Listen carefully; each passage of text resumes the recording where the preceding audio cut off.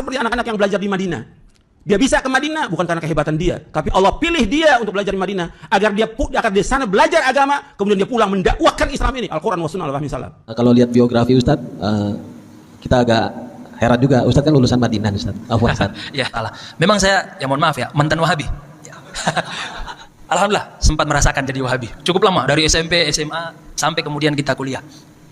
Kita pernah S1 di salah satu kampus di Makassar yang ya kita sebutkan aja Stibah. Ya, itu kampus memang berafiliasi ke Wahabi. Banyak dapat beasiswa dari Timur Tengah, terkhusus Madinah. Ya. Kita lama belajar di situ S1 ya, sambil mengembangkan bahasa Arab. Akhirnya Pak, kita belajar di syariah. Kaget yang tadinya dulu kita madhabnya madhab tarjih. Pokoknya yang benar ini, yang dirojihkan oleh ustadz-ustadz kita. Kaget diajarkan oleh para masyayikh kita, apalagi kitab dasar kurikulum kampusnya itu Bidayatul Mujtahid. Itu kitab perbandingan mazhab. Jadi nggak ada yang benar, nggak ada yang rojih dari masyayikh di sana. Pokoknya kita disampaikan nih pendapat para ulama kita, nggak ditarjih. Lah kok beda ya? Nggak kayak di Indonesia. Kita semakin bingung di sana tuh. Malah justru bingung kita di sini nih. Dia dipilih oleh Allah untuk masuk pondok. Bukan dia bisa sendiri untuk ke pondok, tidak. Tapi Allah pilih dia ke pondok. Sama seperti anak-anak yang belajar di Madinah. Dia bisa ke Madinah bukan karena kehebatan dia, tapi Allah pilih dia untuk belajar di Madinah agar dia di sana belajar agama, kemudian dia pulang mendakwahkan Islam ini, Al-Quran wa Sunnah al-Fahmi salam. Bukan diam dia, bukan pulang kemudian dia cari maisha. Betul, wajib cari maisha, tapi ada kewajiban dia yang Allah bebankan kepada dia untuk mendakwahkan Al-Quran wa Sunnah al-Fahmi salam. Kalau lihat biografi Ustadz, kita agak heran juga. Ustadz kan lulusan Madinah, Ustadz. Ya. Yang kita tahu umumnya lulusan Madinah sama tasawuf tuh versus lah. Bener. Ini Masya Allah Tabarakallah, luar biasa. Ada lulusan Madinah bisa menjadi pimpinan organisasi tasawuf. Ini mohon pencerahan, mudah-mudahan ada saudara-saudara kita yang lulusan Madinah juga menonton, Ustaz, bisa terinspirasi. Mohon maaf atas kurang sopanan ini, Ustaz. Assalamualaikum warahmatullahi wabarakatuh. Waalaikumsalam warahmatullahi wabarakatuh. Ya, ini beberapa kali ditanya ke saya. Baik, Bapak Ibu sekalian makan Allah Subhanahu Wa Taala. Memang saya, ya mohon maaf ya, mantan Wahabi. Ya. Ya. Sebelumnya kita sejak kecil SD sampai masuk SMP itu, karena SMP kita alhamdulillah kebetulan di pesantren itu Kiai Aswaja, tapi sempat kecolongan, memberikan kesempatan salah seorang lulusan Madinah ngajar di situ. Tadinya dibatasin pergerakannya, pokoknya nyampein cuman berkaitan dengan bahasa Arab, ya, baca kitab dan sebagainya. Tapi lama kelamaan karena memang nggak dikontrol, akhirnya dia ngajarin tuh, ya, akidah Wahabi. Alhamdulillah sempat merasakan jadi Wahabi. Cukup lama, dari SMP, SMA sampai kemudian kita kuliah. Kita pernah S1 di salah satu kampus di Makassar yang ya kita sebutkan aja Stibah. Ya, itu kampus memang berafiliasi ke Wahabi. Banyak dapat beasiswa dari Timur Tengah, terkhusus Madinah. Ya. Kita lama belajar di situ S1 ya, sambil mengembangkan bahasa Arab. Setelah kita lulus, kita coba-coba ikut beasiswa ke Madinah. Alhamdulillah kita keterima. Nah, sempat bingung dulu masuk di Madinah. Pengen melanjutkan tradisi keilmuan kita waktu di Stibah, karena memang dulu sempat tertarik dengan ilmu hadis, Bu ya. Pengen masuk jurusan hadis. Tapi masa ilmu hadis mulu, kan udah belajar di Stibah dulu. Ya udah kita pindah belajar ke syariah. Ternyata syariah tidak seperti jurusan-jurusan yang lain. Para masyayikh di syariah itu nggak terlalu peduli dengan akidah. Akhirnya apa? Kita belajar di syariah. Kaget yang tadinya dulu kita madhabnya madhab tarjih. Pokoknya yang benar ini, yang dirojihkan oleh ustadz-ustadz kita. Kaget diajarkan oleh para masyayikh kita, apalagi kitab dasar kurikulum kampusnya itu Bidayatul Mujtahid. Itu kitab perbandingan mazhab. Jadi nggak ada yang benar, nggak ada yang rojih dari masyayikh di sana. Pokoknya kita disampaikan nih pendapat para ulama kita, nggak ditarjih. Lah kok beda ya? Nggak kayak di Indonesia. Kita semakin bingung di sana tuh. Malah justru bingung kita di sini nih. Ya. Kemudian kita bertemu dengan salah seorang masyayikh di sana. Beliau ini luar biasa. Ya. Beliau namanya itu Dr. Abdullah Zahim. Itu pentahkik nomor 1 yang direkomendasikan tahkikannya itu. Jadi beliau mentahkik kitab Bidayatul Mujtahid. Ya. Jadi beliau inilah yang banyak memberikan kita pencerahan tentang mazhab. Ya.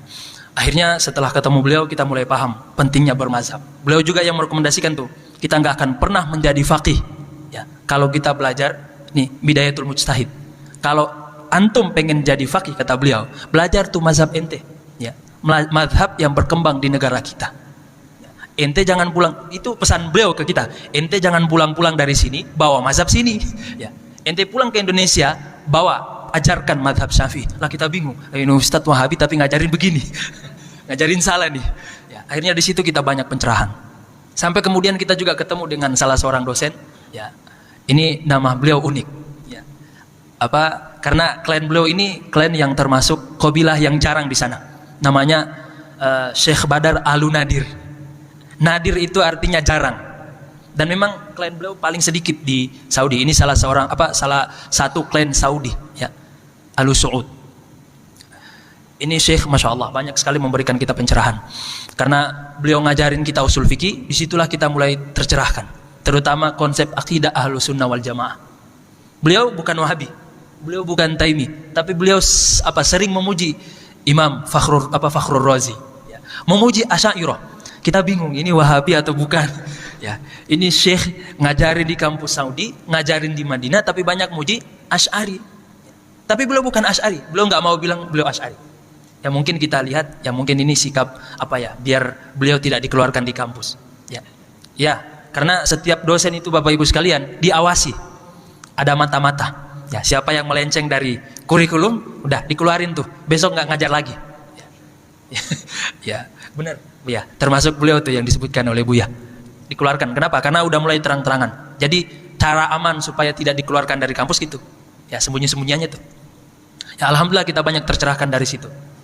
Sampai kita mulai tuh belajar akidah Ahlus Sunnah wal Jamaah, ya, akidah aswaja, dari kita mulai membaca kitab-kitab Syekh Said Fuda. Syekh Said Fuda ini salah seorang ulama kontemporer yang fokus kepada ilmu akidah, ilmu kalam. Ya. Beliau banyak tuh ya kitab-kitab yang insya Allah ya bisa direkomendasikan lah menjadi kitab acuan kita untuk belajar akidah Ahlus Sunnah wal Jamaah. Termasuk kitab yang paling, yang menurut saya ya, yang paling luar biasa dari beliau, Syekh Said Fuda, yang juga banyak mencerahkan kepada saya Al-Faqir, itu syarah kitab Tahawi, ya, Tahawiyah. Ya. Itu ada 2 jilid tuh, bagus ya kitabnya. Saya banyak belajar dari beliau tuh, dari internet, dari YouTube. Akhirnya kita coba cari grup-grup yang bisa terhubung ke beliau. Alhamdulillah kita sampai enggak sampai khatam, tapi lumayan banyak membahas atau mengkaji dengan beliau kitab Tahawi itu, syarah Tahawi. Sampai kemudian kita jadi debat jadi suka debat. Ya. Kita jadi suka debat karena ya memang konsekuensi belajar akidah begitu, suka debat dan sebagainya. Dikit-dikit debat dan sebagainya. Sampai kemudian kita merasa ya Allah kok ada yang kurang ya. Karena kita belajar itu pengen hati tenang. Kita belajar itu pengen berbenah diri, bukan untuk menjustis orang. Ya siapapun yang enggak, pokoknya kita komentari. Akhirnya kita coba sedikit demi sedikit minta rujukan dari para masyaikh, teman-teman sekalian, walaupun kita masih taimi waktu itu, belum murni aswaja. Ya, masih membanding-bandingkan ya. Sampai kemudian kita dapat rekomendasi dari salah seorang teman saya yang kuliah di Syam, Damaskus. Kata beliau, ente ngaji sama Habib Ali Al-Jufri. Beliau punya dars banyak di YouTube.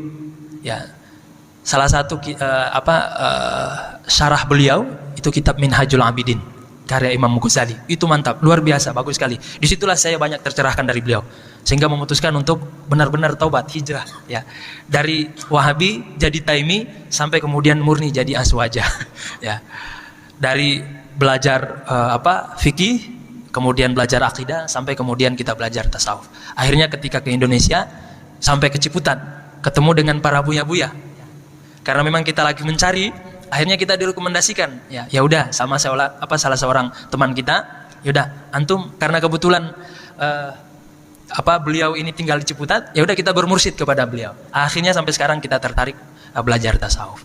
Kemudian setelah itu kita bertemu lagi dengan para masyaikh, para guru-guru, termasuk Kiai Ahmad Marwazi dan juga guru kita yang mengajarkan Thariqah Qadiriyah dan juga Naqsyabandi TKN, yaitu Kiai Ahmad Maryudi.